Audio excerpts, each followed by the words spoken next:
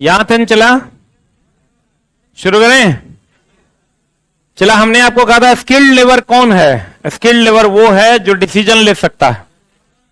Skilled labour कौन है? चला, जो डिसीजन ले सकता है एट ए टाइम, जो चीजों के बारे में समझकर डिसीजन ले ले, उसे हम स्किल्ड लेबर कहते हैं। अब स्किल्ड लेबर में कितने एस होते हैं? पिछला क्लास में हम यहां तक पढ़ाए थे आपको। जो नए बच्चे हैं यहां से कंटिन्यू करेंगे।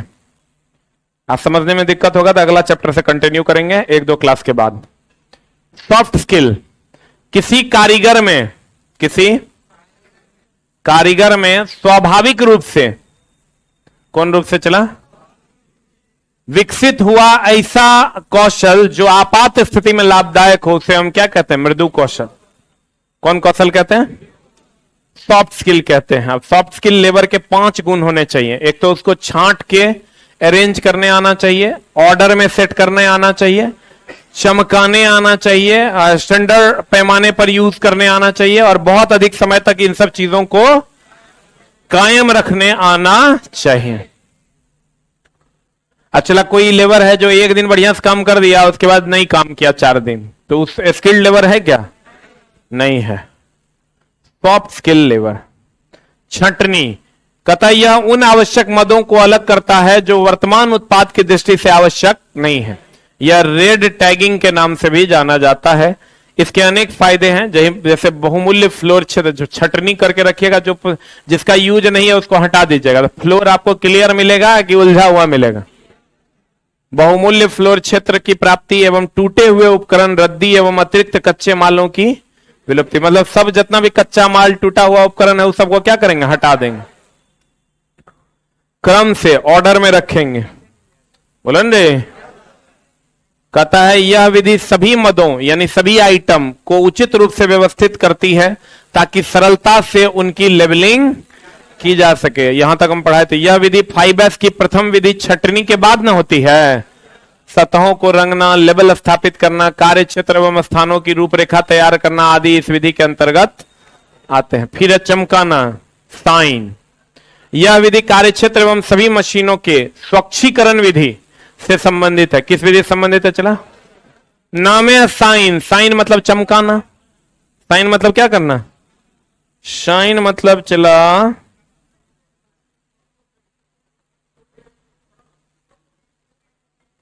अभी देखो, चलो थोड़ा पढ़ा रहे हैं ना, 9,96,000 रुपया आ गया। आज का पूरा दिन का कलेक्शन जो ऑनलाइन में हुआ होगा, मैसेज आ गया। सब अपने है कि देना कर रहा है? बुरबके है। मतलब अभी मैसेज आया सुबह, हम 1 घंटा से इंतजार में है कि आज वाला आया नहीं है। ठीक है ना? ये जो है ना चला, ये वो ब्रह्मास्त्र जिससे कुछ भी किया जा सकता है। कुछ भी, anything you can do it. मतलब उतना हम खर्च नहीं कर पाते हैं चला, जितना आ जाता है। सब एकड़ कमाल है, सब एकड़। हम लोग चला बहुत गरीब घर का बच्चा थे, मतलब मेरे बाबूजी जमींदार थे, जमीनें बेच के कोनो काम होता था। मतलब अगर जोरदार बुखार लग गया तो 1 कट्ठा। वो स्थिति से हम लोग यहां तक रिकवर किया। कुछ किया जा सकता। तू छोटा कितना गरीब है वो छोड़ दो, एकरा बना लो हथियार, बंद कर लो रूम, कुछ भी कर सकते। Anything you can do it.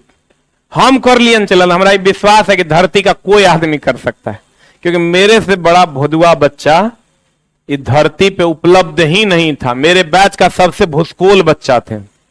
जिंदगी में कभी चला स्कूल नहीं गए, कभी यादें नहीं है कि एक दिन स्कूल में बैठ के पढ़े हों। डेली सिनेमा देखते थे, कभी शेरा, कभी हेलो डॉक्टर, कभी कुछ कभी कुछ।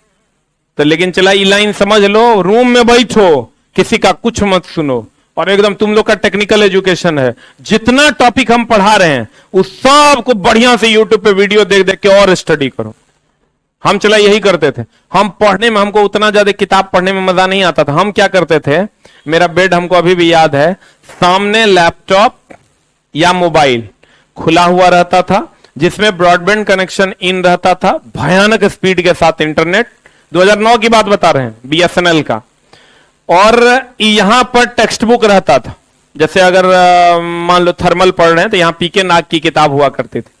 और यहां पर टीचर वाला नोट्स रहता था, यहां पर जो है चला हम अपना जो नोट्स बना रहे थे शॉर्ट नोट्स वो रहता था। इस साइड जो खाली जगह था उस पर कभी बैठ जाते थे, कभी ठंगनी मार देते थे। इतने बड़ का बेड था, मजा आएगा इतना ना सीखने में। सबसे ज्यादा हवस अगर किसी चीज का होता है चला तो है इसका कंटेंटवा के, लेकिन कब? जब तेरा समझ में आएगा। अभी तुम जाना रूम पे बैठना और लिखना 5 स्किल्ड लेबर क्या होता है, 5 प्रॉपर्टी ऑफ स्किल्ड लेबर।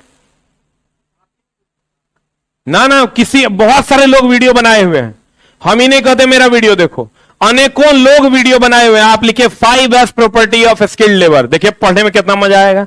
अच्छा ऐसा सर बताए हैं, देखो इसने हो रहा है, इसने हो रहा है, इसने हो रहा है, आपको बहुत मजा आएगा। आप विश्वास कीजिए, आप कोई वीडियो नहीं देखिएगा, बहुत दिन खुटर खुटर खुटर खुटर करते रहिए।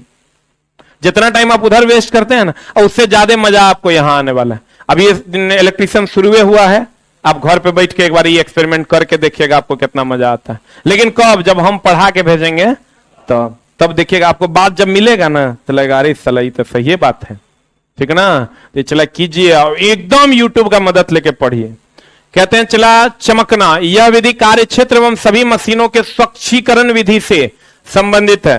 स्वच्छ वातावरण में काम करने से कार्यकर्मी किसी यंत्र में हुई खराबी को आसानी से देख एवं समझकर उसका निवारण कर सकता है। लेकिन चला अगर चमकता हुआ सारा चीज रहता है तो कहीं पर थोड़ा सा तेलो गिर जाएगा तो पता चल जाएगा। लेकिन अगर चमकता हुआ नहीं है तो चला तेल गिरल रहेगा, तो लगेगा कि ऐसने है, तो दोगे और फिसल जाओगे। बोलो न रे। फिर कहता संगठन प्राय साइन स्तंभ को प्रारंभ करने से पहले साइन लक्ष्य असाइनमेंट विधि एवं उपकरण आदि को स्थापित करता है। कोई भी संगठन है, अगर साइन स्तंभ आपको बनना है, मतलब एकदम चमकता हुआ ऑर्गेनाइजेशन बनना है, तो उसके लिए आपको प्रारंभ करने से पहले साइन लक्ष्य को असाइन करना होगा। मतलब अगर आप ऐसा स्तंभ, ऐसा वर्कशॉप बनाना चाहते हैं, पहले आपको सभी चीजों को चमकाना पड़ेगा, तभी आप ऐसा स्तंभ बन पाइएगा। स्टैंडर्डाइज का मतलब होता है चला कि जो स्टैंडर्ड पैमाना है भारत सरकार का, जो स्टैंडर्ड पैमाना तुम्हारी कंपनी का है, क्या उस पैमाने पर जाकर तुम काम कर सकते हो कि नहीं? कर सकते हो तो तुम स्टैंडर्ड हो। कहते हैं इसके अंतर्गत कार्य क्षेत्र में एक सर्वोत्तम प्रक्रिया का मानवीकरण किया जाता है, यानी स्टैंडर्डाइजेशन किया जाता है। इस विधि के अंतर्गत उस प्रक्रिया का मानवीकरण किया जाता है जो पूर्व में सभी तीनों स्तंभों को कायम रखता है। यानी पहले सॉर्ट करेंगे, यानी छंटनी करेंगे, छंटनी के बाद सबको ऑर्डर में लाएंगे, ऑर्डर में लाने के बाद चमकाएंगे, और चमकाएंगे ये तीनों को मिला के सबको स्टैंडर्ड बना देंगे, स्टैंडर्ड पैमाने पर लेके आएंगे, और इस सब को चला कायम रखना ही सस्टेन कहलाता है। कहता इस विधि के अंतर्गत 3 चरण शामिल हैं। 5S की कार्य की जिम्मेदारी प्रदान करना, 5S कार्यों को एक नियमित कार्य के लिए के रूप में संकलित करना, 5S को कायम रखने के लिए नियमित जांच करना, और फिर कायम रखना। कायम रखना मतलब बाकी का जो 4S है उसको कायम रखना, जो शॉर्ट है, सेट इन ऑर्डर है, साइन है और स्टैंडर्ड है, उसको यह सबसे कठिन है, क्योंकि एक दिन करना आसान है लेकिन डेली डेली साफ सफाई करना मुश्किल है। यह सबसे कठिन ऐसा है जिसका उद्देश्य उचित रूप से सही विधियों एवं प्रक्रियाओं को कायम रखना। यह विधि नई वर्तमान स्थिति एवं संगठन के कार्य क्षेत्र मानक को परिभाषित करने के प्रति क्या होती है? केंद्रित होती है। इस स्तंभ में बिना बाकी सारे स्तंभों की उपलब्धियां ज्यादा दिनों तक नहीं रह जाती है। इस स्तंभ के लिए निम्न उपकरण है। एक है संकेत एवं पोस्टर का प्रयोग करना, दूसरा है समाचार पत्र का प्रयोग करना, प्रदर्शन और समीक्षा करना, विभागीय भ्रमण करना। ये सब अगर आप करते हैं तो आपको यह पता चलेगा कि हम अपने काम को अधिक समय तक रख पाएंगे कि नहीं, या हमारे काम में क्या बदलाव होना चाहिए। समाचार पत्रों से इन सब चीजों की जानकारी आपको मिलेगी। अब चला तुम कहोगे क्या ये सबको याद करना है? कुछ याद नहीं करना है, क्वेश्चन अपने को देगा हम आंसर इस चैप्टर में खास करके आपको देगा कि बताइए निम्न में से कौन स्किल्ड लेबर का गुण नहीं है। एगो दे देगा साफ सफाई रखना, दूसरा दे देगा स्टैंडर्ड पैमाने पर कार्य करना, तीसरा दे देगा कार्य क्षेत्र में टूटे हुए पदार्थों को अलग हटाना, और चौथा दे देगा तेल गिरा देना और मार देना है। मेरा बात समझा? कुछ भी ऐसा नहीं देगा कि तोरा रट्टा मारना पड़ जाए, बस एक कॉमन सेंस जो आपका जनरेट होगा उसी से आपका क्वेश्चन बन जाएगा। फिर कहता है सॉफ्ट स्किल, किसी कारीगर के स्वाभाविक ज्ञान जो आपातकाल स्थिति में लाभदायक हो उसे हम सॉफ्ट स्किल कहते हैं। यह 5S के सिद्धांत पर कार्य करता है। यह एक जापानी शब्द का समाकलन है। कौन शब्द का? 5S एक चक्रीय प्रक्रम है जो सतत विकास की प्रक्रिया को करता है। यही ना रे? Set, sort, set in order, shine, standardization और सस्टेन। कभी कभी चला इसका फुल फॉर्म पूछ देता है, कहेगा तीसरे एस का मतलब क्या है? बना लीजिएगा ना, स्टैंडर्ड और स्टैंडर्डाइजेशन। इसमें चला क्या होता है, हम पहले भी आपको बोले थे कि बहुत सारे स्टैंडर्ड पैमाने हैं, उसी पैमाने पर जाकर आपको काम करना है। उसके लिए ISO है, BIS है, ISI है, उसने अपना पैमाना फिक्स कर लिया, उस पैमाने पर जाकर आपको काम करना पड़ेगा। कहता किसी भी राष्ट्र के निर्मित सामग्री, औजार एवं उपकरण एक निश्चित मानक के होने चाहिए। हमने कहा चला किसी भी राष्ट्र का जो पैमाना होना चाहिए वो स्टैंडर्ड होना चाहिए कि नहीं होना चाहिए? उसका एक पैमाना, एक स्टैंडर्ड, एक साइज फिक्स होना चाहिए। कहते हैं भारतीय वस्तुओं के स्थानीय एवं अंतर्राष्ट्रीय बाजार में विक्रय के लिए कुछ निश्चित मानकीकरण विधियां आवश्यक होती है। अगर आपको भारत की वस्तु को विदेशों में बेचना है तो कुछ मानक है, उसको आपको पार करना होगा, तभी आप ले जाके बेच सकते हैं। या जर्मनी की चीजें अगर भारत में बिकेगी तो उसको ISI सर्टिफाइड होना चाहिए, उसको BIS सर्टिफाइड होना चाहिए, नहीं तो उसकी भारत में एंट्री नहीं होगी। या यहाँ का सामान अगर जापान में बिकेगा तो वहां का जो ऑर्गेनाइजेशन होगा या विश्व का जो ऑर्गेनाइजेशन है, वर्ल्ड ऑर्गेनाइजेशन, उससे अगर आप सर्टिफाइड नहीं है तो आप वहां पर वो सामान बेच नहीं। क्या कहता है? भारतीय वस्तुओं के स्थानीय और अंतर्राष्ट्रीय बाजार में विक्रय के लिए कुछ निश्चित मानकीकरण विधियां हैं जो उपभोक्ता व निर्माता के लाभ के लिए क्रियात्मक स्थितियों तथा सुरक्षा आवश्यकताओं विशेष रूप से उपयुक्त होता है। किसी विशेष क्रिया हेतु नियमों द्वारा व्यवस्थित पहुंच के लिए मानकीकरण एवं सूत्रीकरण प्रक्रम के रूप में परिभाषित किया जाता है। भारतीय मानक ब्यूरो, इसको हम लोग कहते हैं चला ब्यूरो ऑफ इंडियन स्टैंडर्ड, अपनी विभिन्न वस्तुओं के लिए पुस्तिकाओं द्वारा विनिर्देशित करता है। मतलब अगर जैसे आप लेद मशीन लीजिएगा ना, लेद मशीन में BIS का अपनी एक पुस्तिका होती है कि उसका किस पार्ट का साइज कितना होगा। अगर आप मोटर लेते हैं तो उसमें BIS की एक पुस्तिका आपको मिलेगी। आप देखिए कोई भी सामान लेते हैं, देखते हैं वो बुकलेट दे देता है, उसमें चला वो सारा स्टैंडर्ड पैमाना वेरीफाई किया हुआ रहता है। बिजली के उपकरण, मशीन आदि सभी BIS या ISI प्रमाणित होने चाहिए। अभी सब ऑर्गेनाइजेशन है चला। विभिन्न देशों के लिए स्टैंडर्ड संगठन, पहला ISO अंतरराष्ट्रीय मानक संगठन है, इंटरनेशनल स्टैंडर्ड ऑर्गेनाइजेशन। इस सब का फुल फॉर्म पूछता है, सबका तो नहीं पूछता है चला। एगो ई पूछेगा, एगो ई पूछेगा, एगो ई सब नहीं पूछता है। ई चला जापान का व्यावसायिक संगठन, जैसे हमारे यहां चलता है ना BIS, वैसे ही जापान में JIS चलता है। जापान का व्यावसायिक संगठन है। ये घोस्ट जो है किसका है? रूस का। तो ये सब हम लोगों को पढ़ना नहीं है, हम लोगों को पढ़ना है चला ISO। आप देखते होंगे प्रोडक्ट पर लिखा रहता है ISO सर्टिफाइड, अब BIS सर्टिफाइड या ISI सर्टिफाइड तो कुकरों पे लिखल रहता है, नहीं देखे हैं? तो चला इसका फुल फॉर्म पूछेगा, Indian standard institute, American standard association, BIS बोले तो bureau of Indian standard,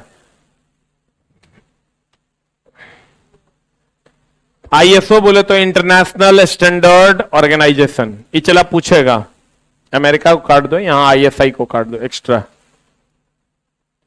ISO बोले तो इंटरनेशनल स्टैंडर्ड ऑर्गेनाइजेशन, BIS बोले तो इस सब के नाम पे चला इतना बेवकूफ बनाया जाता है अगर कोई माई बाप नहीं है। हम लोग के कॉलेज में आया था, 3000 का कोर्स करवाता था, कहता था हमारा जो काटिया करवाता था, कहता था ISO सर्टिफाइड है।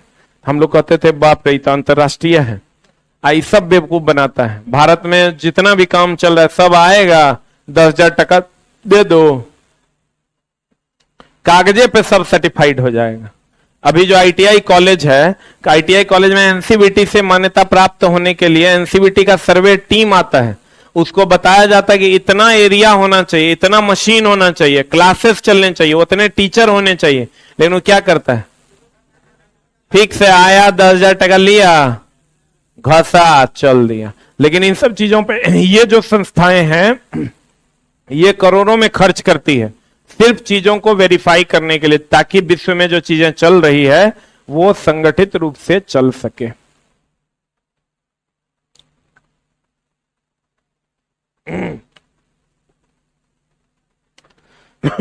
और हर प्रोडक्ट पे चला अलग अलग वेरिफिकेशन होता है। जैसे आप सोना वगैरह लीजिएगा तो उसमें BIS हॉलमार्क रहता है, सुने हैं ये?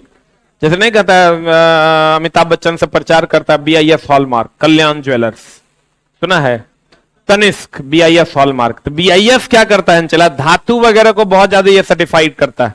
धातु से बने हुए जितने भी चीजें हैं उसको कौन सर्टिफाइड करता है? BIS। ISI तो सबको करता है, ये इंडियन स्टैंडर्ड इंस्टीट्यूट है, यहां पर सभी चीजों का स्टैंडर्ड बनाया जाता है कि किस स्टैंडर्ड की चीजें होंगी। 1 2 3 4 इज वेरी वेरी इंपॉर्टेंट। ई सुरक्षा प्रोग्राम के 5 भाग। 5E सुरक्षा, एक होता था 5S। 5S में पहला था सॉर्ट, दूसरा था सेट इन ऑर्डर, तीसरा था साइन, चौथा था स्टैंडर्डाइज और 5वां क्या था? सस्टेन। अब कहता है चला 5E सुरक्षा प्रोग्राम के 5 भाग। पहला है एजुकेशन, इनकरेजमेंट, इंजीनियरिंग, इन्फोर्समेंट। अब ये 5E सुरक्षा है, आपके पास एजुकेशन होना चाहिए, जिस पर आप काम कर रहे हैं उसकी शिक्षा आपके पास होनी चाहिए। इनकरेजमेंट मतलब आपको उसके लिए लोगों के द्वारा प्रोत्साहन मिलना चाहिए। इंजीनियरिंग मतलब आपको इंजीनियरिंग यानी उसका बेसिक कॉन्सेप्ट पता होना चाहिए। इन्फोर्समेंट मतलब आपके अंदर उतनी क्षमता होनी चाहिए कि आप उस काम को कर सकें। तो ये एजुकेशन, इनकरेजमेंट, इंजीनियरिंग और इन्फोर्समेंट। अब चला अगर आपको कह देगा कि 5E सुरक्षा प्रोग्राम 4 है, हाँ,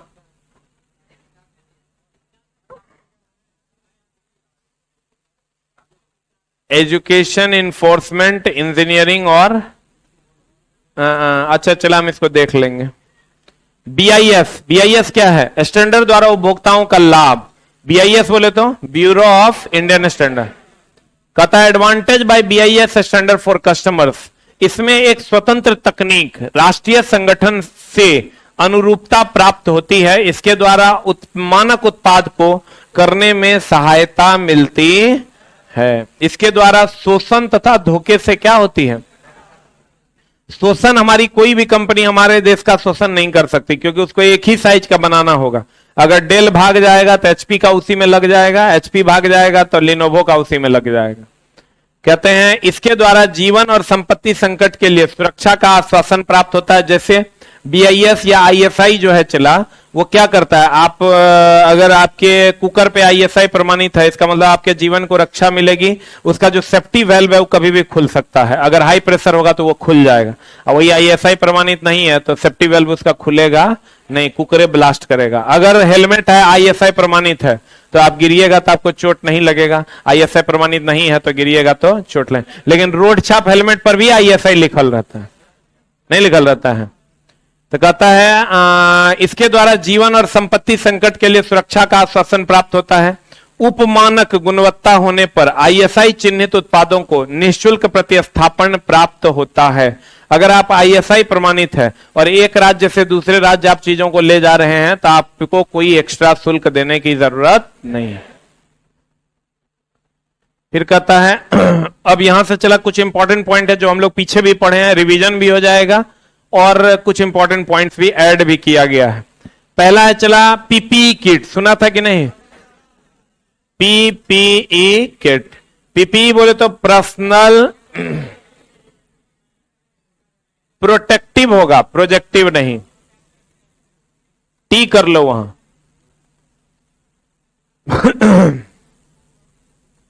personal protective equipments, personal protective equipments, PPE kit. अब चला अलग अलग जगह पर PPE किट अलग अलग होता है। जैसे कहीं केमिकल उद्योग का PPE किट अलग होगा, आप वेल्डिंग कर रहे हैं तो वहां पीपीई किट अलग होगा, वर्कशॉप में काम कर रहे हैं तो वहां पीपीई किट अलग हो। यह एक ऐसा उपकरण, आप सुने होंगे कोरोना के टाइम में पीपीई किट के बारे में पूरा हल्ला हुआ था कि पीपीई किट उपलब्ध नहीं हो रहा है। कहता यह एक ऐसा उपकरण है जो कार्यस्थल पर छींटें तथा बीमारियों से बचाता है। चींटे नहीं, छींटें। छींटा, छींटा समझता है ना, छींटा तथा बीमारियों से क्या करता है, बचाता है।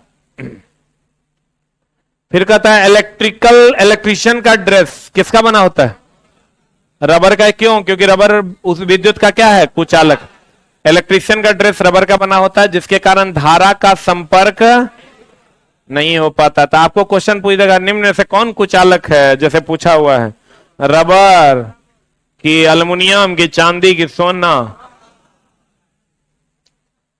कहते हैं मानव शरीर का प्रतिरोध शुष्क अवस्था में कितना, 10 किलो ओम से 1 मेगा ओम, तथा गीली अवस्था में कितना। गीला होगा तो घटेगा कि बढ़ेगा, घटेगा। गीला होगा चला तो चालक न हो जाएगा। तो गीला देह में ज्यादा करंट लगता है कि सूखा में, तो गीला होने पर प्रतिरोध घटता होगा तब ना विद्युत धारा का प्रवाह होता होगा। लिख लो गीले शरीर का प्रतिरोध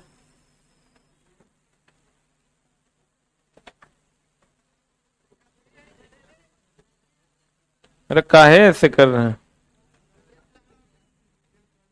गीले शरीर का प्रतिरोध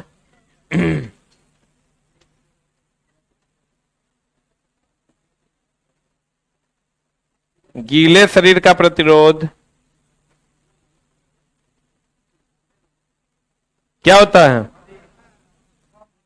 कम होता है।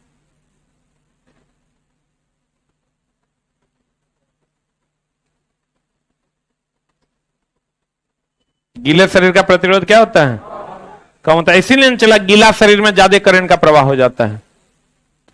किसी व्यक्ति को विद्युत से सुरक्षित रहने हेतु तो उसके शरीर में प्रवाहित अधिकतम धारा का मान कितना मिली एम्पियर, इससे अधिक नहीं होना चाहिए। अगर इससे अधिक हो जाएगा तो विद्युत धारा का प्रवाह होगा तो मर भी सकता है। 1 मिली एम्पियर से कम धारा अगर शरीर में फ्लो कर जाए तो धारा का पता, जैसे अभी देखिए चला इसका माइनस प्लस दोनों छू लेते हैं, 1 मिली एम्पियर से कम है, धारा का प्रवाह पता चल रहा है क्या, नहीं चल रहा है। लेकिन अगर ज्यादा होता तो धारा का प्रवाह का पता चल जाता। कहता 90 वोल्ट से अधिक वोल्टेज पर हमारे शरीर में चालक की तरह काम करता है। 90 से अधिक वोल्टेज अगर रहेगा, अभी घर में 220 है, अगर 90 से अधिक रहेगा तो हमारा शरीर किसके तरह व्यवहार करेगा, चालक के तरह। उससे कम में पता भी नहीं चलेगा। कृत्रिम श्वास विधि सबसे सरल विधि और सबसे तुरंत विधि कौन है, कृत्रिम सांस क्रिया की सरलतम विधि मुंह से मुंह में श्वास देना है। इस विधि में रोगी को वायु की अधिक मात्रा, कृत्रिम श्वास में सिल्वेस्टर विधि को उस स्थिति में प्रयोग किया जाता है जब पीड़ित के, हम बोले थे सिल्वेस्टर सीने में छाले, सिल्वेस्टर कहां छाले, सीने में छाले, तो पीठ के बल लेटाएंगे। और सेफर्ड होता है छाती में छाले, हाँ पीठ में छाले, छाती या सीना एक है ना हुआ रे। सिल्वेस्टर सीने में छाले बोलो रे, और सेफर्ड विधि कहां छाले, पीठ में। सिल्वेस्टर कहीं पर लिख दो चला, सिल्वेस्टर सीने में छाले,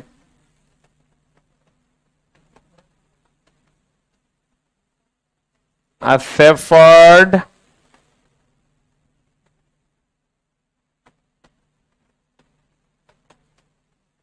पीठ में छाले।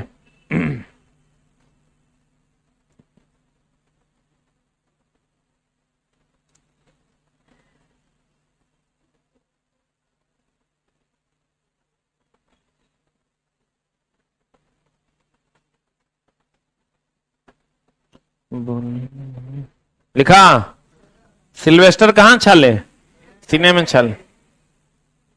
कहता यदि पीड़ित व्यक्ति के पेट व छाती में चोट हो तो नेल्सन विधि का प्रयोग किया जाता है।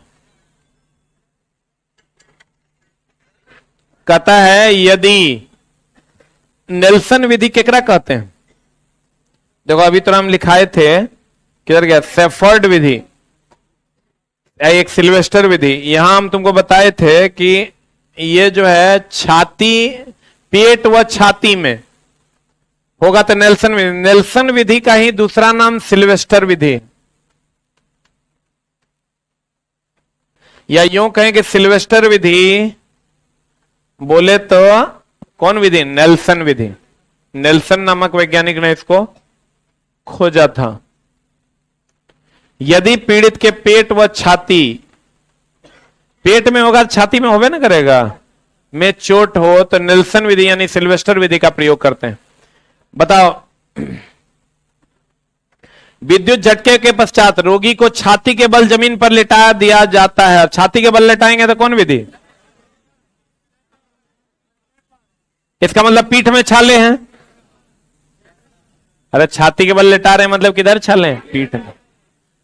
सिल्वेस्टर विधि में सीने पर छाले, पीठ के बल लेटाएंगे, और सेफर्ड विधि में पीठ पर छाले, सीने के बल लेटाएंगे। बोलो ने, कहते हैं चला कि घावों को भरने के लिए प्राथमिक उपचार के डिब्बे में क्या रहना चाहिए? बीटाडीन का ट्यूब होना चाहिए। हम लोग बीटाडीन यूज करते हैं। चला, जैसे घाव होता है कहीं कट जाता है, फट से बीटाडीन लगाते हैं।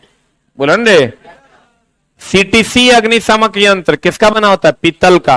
और सबसे कार्बन टेट्रा क्लोराइड अग्निशामक यंत्र, यह सबसे अधिक बिजली से लगी आग बुझाने में प्रयोग किया जाता। किसकी आग? कहता है चला, एक क्वेश्चन हमेशा पूछता है कि जो फायर एक्सटिंग्विशर होता है, हम पीछे भी बताएं, सोडियम हाइड्रोजन कार्बोनेट और सल्फ्यूरिक अम्ल के मिलने से कार्बन डाइऑक्साइड मिलता है। और सोडियम हाइड्रोजन कार्बोनेट को हम लोग क्या कहते हैं? सोडियम थायोसल्फेट भी कहते हैं। बोलो ने, कहता सोडा एसिड फायर एक्सटिंग्विशर की पहचान का प्रतीक चिन्ह पीले रंग के हाथ का चिन्ह होता है। अगर कहीं पर सोडा एसिड फायर एक्सटिंग्विशर है तो उसपे किस रंग का हाथ बना हुआ होगा? पीले रंग का हाथ का चिन्ह बना होगा। कहते फॉर्म टाइप फायर एक्सटिंग्विशर का प्रतीक चिन्ह किस रंग का? भूरे रंग के हाथ का चिन्ह होता है। ए क्लास का फायर एक्सटिंग्विशर कौन हुआ? ठोस यानी लकड़ी, पेपर। ए क्लास के आग को बुझाने के लिए carbon tetra chloride fire extinguisher तथा सोडा एसिड फायर एक्सटिंग्विशर का उपयोग करते हैं। अब पानी का भी उपयोग कर सकते हैं, लिस्ट हम आपको लिखा दिए हैं। बी क्लास की आग को फॉर्म फायर एक्सटिंग्विशर का प्रयोग करके बुझाते हैं, पीछे ऑलरेडी हम लिखा दिए हैं। सी क्लास के आग को बुझाने के लिए dry powder type fire extinguisher का प्रयोग करते हैं। और डी क्लास के लिए ड्राई पाउडर एक्सटिंग्विशर या CO2 या हेलोन एक्सटिंग्विशर। हेलोन बोले तो फ्लोरीन, क्लोरीन, ब्रोमीन, आयोडीन वाले, अर्थात CTC एक्सटिंग्विशर का प्रयोग करते हैं। क्लास और आग की प्रकृति बता। क्लास ए में लकड़ी, कागज, कपड़ा, ठोस पदार्थ है रे। क्लास बी में तेल संबंधी आग है, ठोस, द्रव, गैस। सही है। और डी में धातु एवं विद्युतीय उपकरण। आग बुझाने के स्टविंग का अर्थ होता है जल का प्रयोग कर तापमान को क्या करना कम। अगर कहीं पर आग लगा हुआ है और आप जल डाल दिए, यह विधि क्या कहलाती है? स्टविंग। क्या कहलाती है? विद्युत झटका लगे व्यक्ति को चाय, कॉफी, कोल्ड ड्रिंक, पानी तुरंत देना चाहिए कि नहीं देना चाहिए? आप थोड़ा देर के बाद भी दें तो गर्म दूध या गर्म चाय दें। कोई भी चीज गर्म दें, गर्म पानी दें, ठंडा नहीं दें। इसलिए नहीं दें चला कि उसका टेम्परेचर, उसके इलेक्ट्रॉन का फ्लो बहुत तेज होता है। जैसे आप ठंडा दीजिएगा, हाई से सीधा लो हो जाएगा, हो सकता है मर जाए। इसे आप पिछला बार क्वेश्चन पूछा था एक कि निम्न में से क्या विद्युत झटका लगने वाले व्यक्ति के साथ नहीं करना चाहिए? पहला था गर्म दूध पिलाना चाहिए, दूसरा था दारू पिलाना चाहिए, तीसरा था कंबल से ओढ़वा देना चाहिए, चौथा था सीने पीठ के बल लेटा देना चाहिए। दारू नहीं पिलाना चाहिए। मांग रम के बिजली आग लगे, बिजली से झटका लग गया, कहेगा 2 पैक मार लो ठीक हो जाएगा। उचला ऑप्शन है, तोरा कहेगा कि हम उत्तर है मार लो।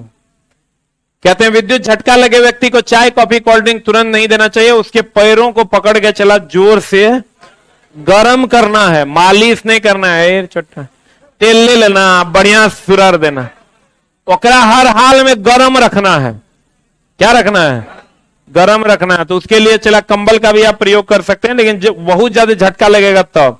कम झटका लगा तो पैर वगैरह को बहुत जोर से क्या कर देना, रगड़ देना। तब कुछ देर के बाद जब वो शांत हो तो गर्म दूध या गर्म चाय या गर्म पानी दे दें। कहता नाक से खून आने पर सिर पर क्या डालना चाहिए? ठंडा पानी। आदेशात्मक चिन्ह का आकार हम बोले थे, आदेश पहले पीछे ही बता दिए, गोल रंग नीला तथा चिन्ह में सफेद रंग का होता है। आदेशात्मक चिन्ह अगर होगा चला का आकार कैसा होता है? गोल। रंग कैसा होता है? चिन्ह कैसा होता है? कैसा? ऑलरेडी पीछे हम आपको बता दिए। कहता चेतावनी चिन्ह का आकार और वार्निंग त्रिभुजाकार होता है। बॉर्डर कैसा होता है? काला। पृष्ठ कैसा होता है? पीला। चिन्ह कैसा होता है? काला। ये चिन्ह हुआ, ये बॉर्डर हुआ, ये पृष्ठ हुआ। बोलो रे। चेतावनी चिन्ह का आकार त्रिभुजाकार होता है तथा बॉर्डर का रंग वह संकेत चिन्ह, बॉर्डर का रंग और संकेत चिन्ह कैसा? काले रंग का होता है। पृष्ठ कैसा होता है? पृष्ठ पीला होता है। पृष्ठ कैसा होता है चला? पीला। फिर कहता है सूचना चिन्ह का आकार कैसा है? वर्गाकार होता है। बैकग्राउंड या तो हरे रंग का, बैकग्राउंड हरे रंग का यहां, चिन्ह कैसा? सफेद रंग। या अगर बैकग्राउंड लाल रंग का तो चिन्ह कैसा? सफेद रंग का।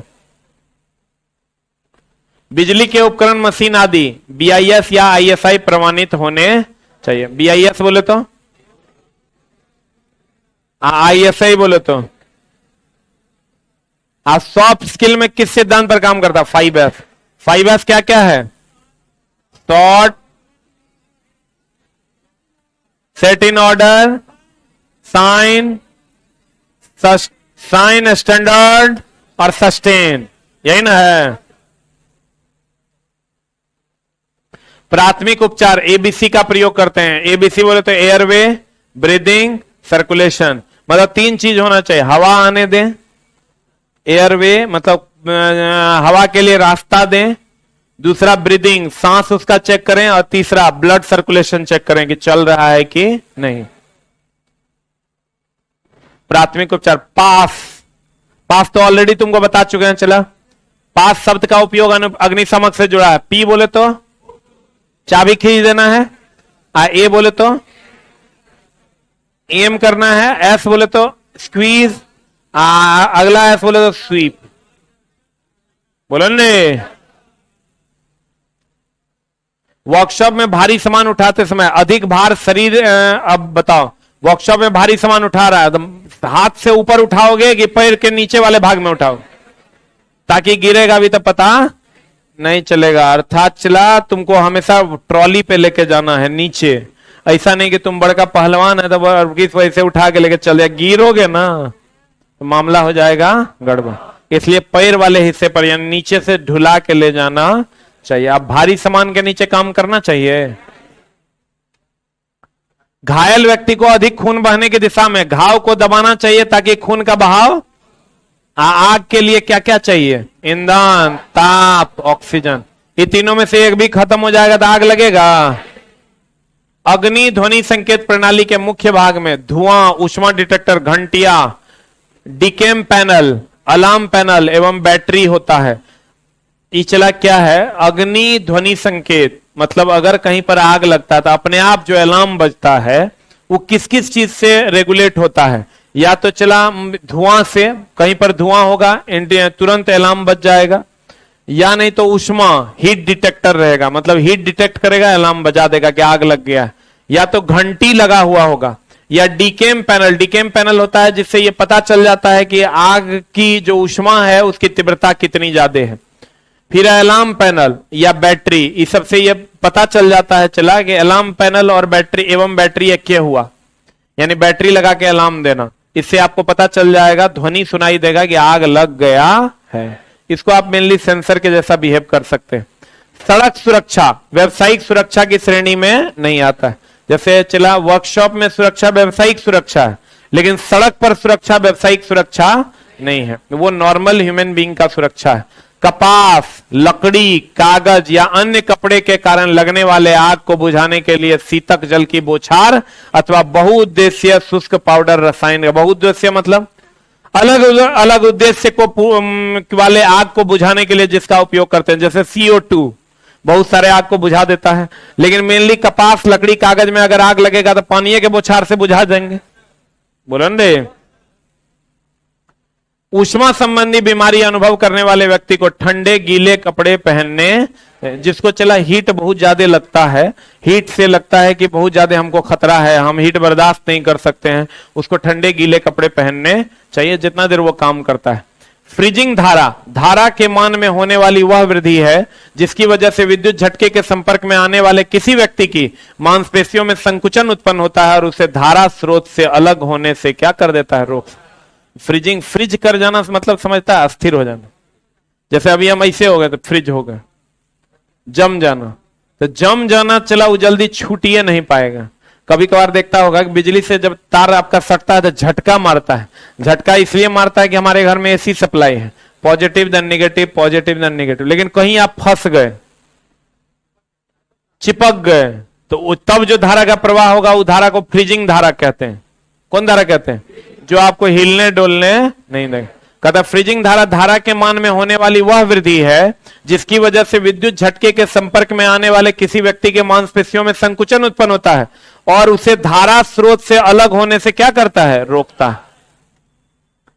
फ्रीजिंग धारा की सीमा लगभग कितना मिली एम्पियर के बीच होती है। अगर कोई व्यक्ति बेहोश हो जाता है तो पहली कार्रवाई होनी चाहिए कि व्यक्ति की क्या की जांच करें, कि सांस उसका चल रहा है कि नहीं। नहीं देखता कोई बेहोश हो जाता है, हम लोग करते हो, सांस चल रहा है, सांस चल रहा है तो बच जाएगा, और सांसें नहीं चल रहा है तो चल जाएगा कोपचा में। कभी वेल्डिंग करते हुए देखे हैं? कहता आर्क वेल्डिंग करते समय काला चश्मा आवरण का इस्तेमाल करना चाहिए क्योंकि वेल्डिंग के वक्त कुछ अल्ट्रा वायलेट किरण निकलता है तथा अवरक्त किरण भी निकलता है, तथा अवरक्त किरण भी। आपको कहेगा वेल्डिंग में कौन कौन सा किरण निकलता है, तो कहेंगे पराबैंगनी और अवरक्त। अल्ट्रा वायलेट हो गया पराबैंगनी और अवरक्त, पराबैंगनी और क्या, अवरक्त। अब बताओ चला, अगर कोई बेहोश हो जाएगा तो पहले क्या चेक करेंगे? फ्रीजिंग धारा कितना, फ्रीजिंग धारा में चला हील डोल होगा, धारा का प्रभाव परमानेंट होते रहेगा। ऊष्मा संबंधित बीमारी है तो गीला कपड़ा की गर्म कपड़ा। अब चला कपास, लकड़ी का आग बुझाओगे क्या चीज से? पानी से ना। कहता सड़क सुरक्षा व्यावसायिक सुरक्षा है। कहता है अग्नि ध्वनि संकेतक में चला धुआं, ऊष्मा, अलार्म वगैरह का हम लोग उपयोग करते हैं जिससे हमको पता चलता है कि आग लग गया है। आग किस किस चीज से लगेगा?